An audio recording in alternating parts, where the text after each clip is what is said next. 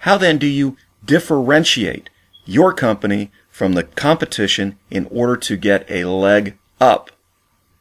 Well, one way right off the bat is better lead generation and, of course, salesmanship.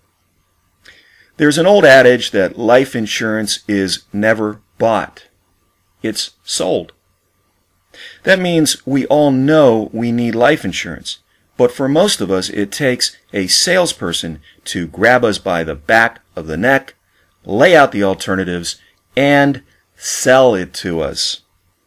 By contrast, no one has to twist your arm to buy milk and eggs. We just buy them as we need them in the supermarket with very little prompting. You don't have to sell me on the fact that I want to make an omelet. I'm hungry. Pardon me. Part of making yourself the best salesperson in your market involves understanding your market, your competitors, and yourself. Do you know where your company is positioned in the marketplace relative to your competitors? A good salesperson knows where his company stands. He has to. How else can he sell his product's strengths and shield his product's weaknesses? This brings me to an absolutely mandatory exercise for all salespeople. I can't recommend it highly enough. For those who haven't heard of it, it's called the SWOT analysis, or strengths, weaknesses, opportunities, and threats. An example sales SWOT analysis for Wile E. Coyote's favorite deck company, Acme Deck, appears on the back of this CD case. Now, if you're driving while you're listening to this CD, please do not attempt to read the CD cover until you come to a complete stop and the engine is turned off. Before we examine the detail, where the devil often lives, let's discuss the matrix itself. What do we find? Well, the strength and weakness quadrants are what we call internal variables. By internal, I mean we can control them. We'll get back to this in a minute. Opportunities and threats are external variables. That is, we cannot control them, though we might be able to influence them somewhat. Cutting the other way across the matrix, we have strengths and opportunities, or good stuff, and weaknesses and threats, or bad stuff. Now that we've covered the general structure of the SWOT four-quadrant diagram, let's take a look at some specific variables that define Acme Deck's market position. As it turns out, Acme is a subsidiary of a large and well-established lumber yard. This means that as a salesperson, I am afforded access to wholesale lumber pricing, whereas my competitors must buy from my parent company at retail prices. This is a huge competitive advantage.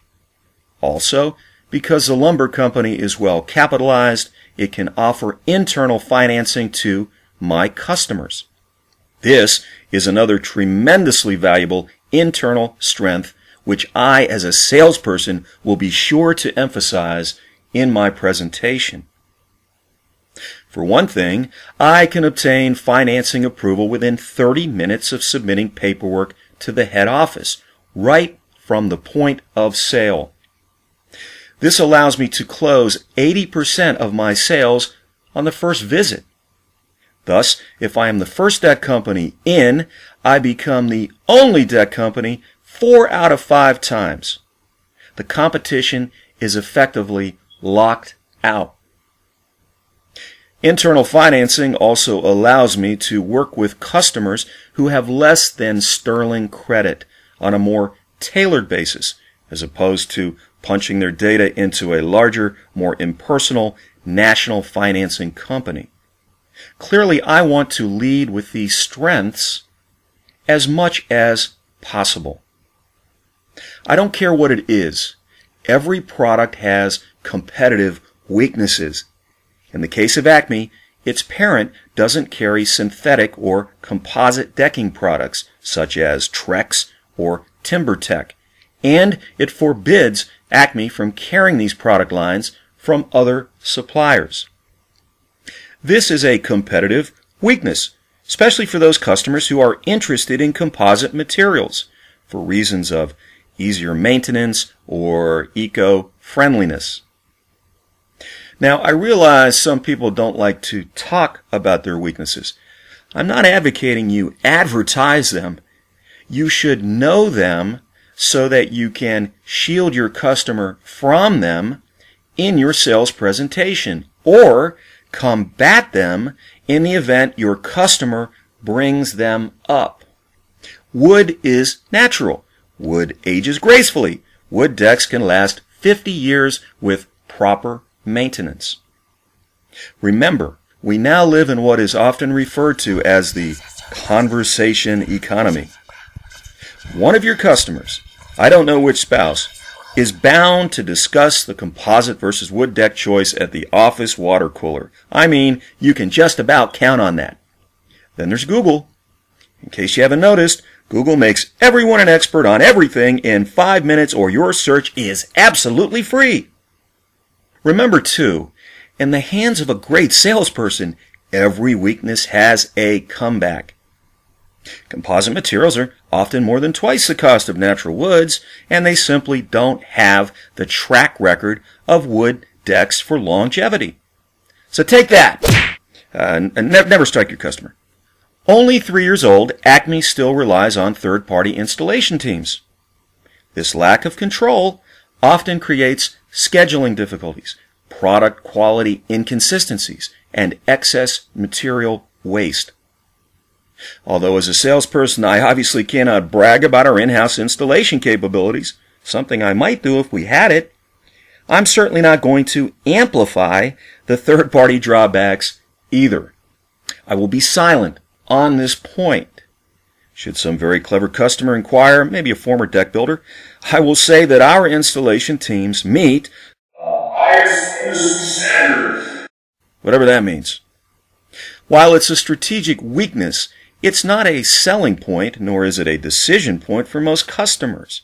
Let sleeping dogs lie. Just know that a dog is sleeping there. There, boy. There.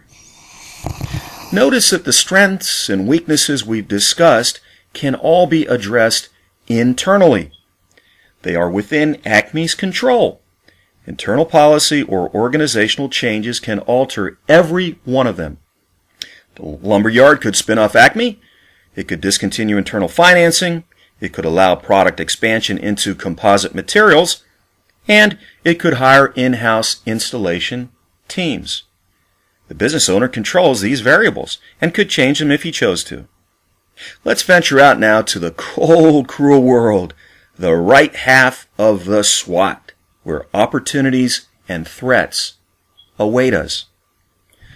When you think about it, a salesperson's job is to exert control over a domain where he has no direct or formal control. Sales is a process of bringing under control a situation that lies beyond your control. It's a form of magic. You leave the office empty-handed and voila, return with a kill, or a story about a fish that got away. So, just because opportunities develop beyond our control doesn't mean they cannot be actively exploited or steered in our direction. Within Acme's sales range, approximately 5,000 townhomes have been constructed within the last 3 years. Often you'll find with mid-range homes, the buyer opts not to purchase a deck option from the builder, as the markups can be quite high. Sometimes I've seen as high as 250%. It's not unusual then to see 50 to 60% of a new neighborhood without decks. I like to hit these homes just prior to their 3rd summer. By this time, the owner has adjusted to his mortgage and is more financially able to undertake a deck product. Another niche are decked homes in the 20-year plus age range. Acme offers a power wash and deck repair service, primarily as a marketing lure. The cleaners are trained to assess the deck and make a call back to the sales department if the deck looks like a replace as opposed to a repair job. This is by no means an exhaustive list of opportunities, but I think you get the drift. Every community offers a host of untapped opportunities for those with the smarts to find them. Now, let's take a look at competitive threats. The action phrase for this lower right quadrant of the SWOT is to be aware. As my father, a lower SWOT guy and a very savvy businessman, used to say, "Tell me the bad news, I'll figure out the good news later." That's sort of the idea with threats. You need to know what external competitive forces are working against the strengths of your product. Know your enemy. A few years ago, Fine Home Building magazine reported a 200% increase in synthetic decking products between 2000 and 2004. The industry has clearly done an exceptional job marketing the eco-friendliness and low maintenance of these products. Let's face it, Acme's got a big hole in its product line. But remember, this is a conscious hole that could be filled. If you recall, Acme was created for the sole purpose of exploiting the wholesale lumber of its parent company. But that could change, or certainly it could be changed.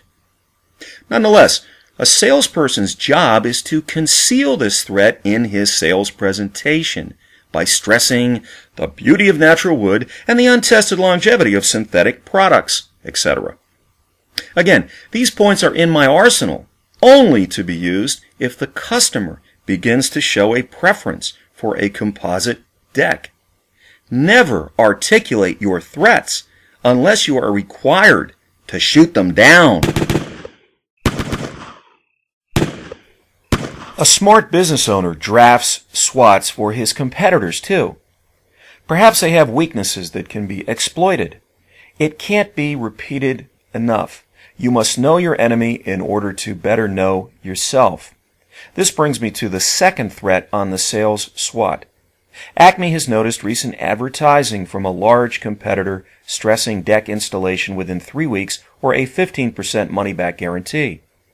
Apart from having a friend in the county permit department, this company seems to be aggressively exploiting a weakness within Acme's market position. Is it possible a competitive SWOT has been done on Acme? Maybe Acme's low-cost lumber and lower prices have been hurting this larger and more costly competitor more than we realize. Notice that this external competitive response could be solved by addressing the internal policy of third-party installation. I call that a good threat to have because it is ultimately controllable. Anyway, you can see how the internal and external work together, ultimately influencing and interacting with one another.